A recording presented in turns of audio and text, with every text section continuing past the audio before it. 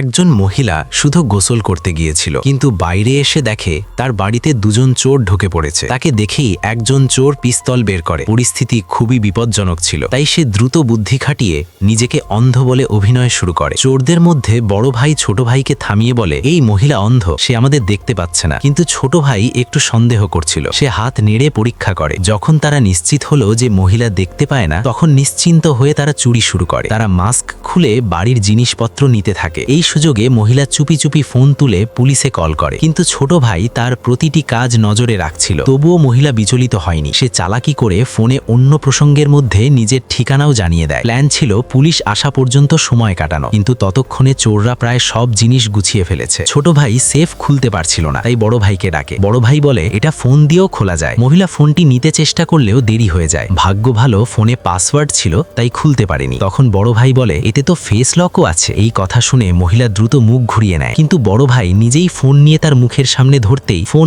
Unlock হয়ে যায়। এরপর সেই ফোন দিয়ে কিউআর স্ক্যান করে সেফ খুলে ফেলে। ভেতরের টাকা আর গয়না দেখে তারা খুশিতে পাগল হয়ে যায়। মহিলা বুঝে যায় এখন কিছু না করলে তারা পালিয়ে যাবে। হঠাৎ সে উঠে দাঁড়ায় এবং এমনভাবে আচরণ করতে থাকে যেন কিছুই জানে না। নিজে নিজে কথা বলতে বলতে আবার বাথরুমে যাওয়ার ভান করে। ছোট ভাই লোভে পড়ে তার পেছনে যায়। বড় ভাই তাকে থামাতে চাইলেও সে শোনেনি। যেই সে শাওয়ারের পর্দা সরায়, মহিলা আগে থেকেই প্রস্তুত ছিল, হাতে পেপার স্প্রে আর বেসবল ব্যাট। সে সঙ্গে সঙ্গে আক্রমণ করে। কিছুক্ষণের মধ্যেই ছোট ভাই অজ্ঞান হয়ে পড়ে। মহিলা তাকে বেঁধে ফেলে। বড় ভাই তাকে খুঁজতে এসে বাথরুমে ঢুকতেই দেখে তার ভাই অজ্ঞান পড়ে আছে। সে বাঁচাতে এগিয়ে গেলে মহিলা সুযোগ নিয়ে বাইরে থেকে দরজা লক করে দেয়। ভিতরে আটকে পড়া চোর হুমকি দিতে থাকে, কিন্তু তখন অনেক দেরি হয়ে গেছে, কারণ ঠিক তখনই বাইরে পুলিশের সাইরেন শোনা যায়। এবার তাদের জন্য অপেক্ষা করছিল আইনের শাস্তি।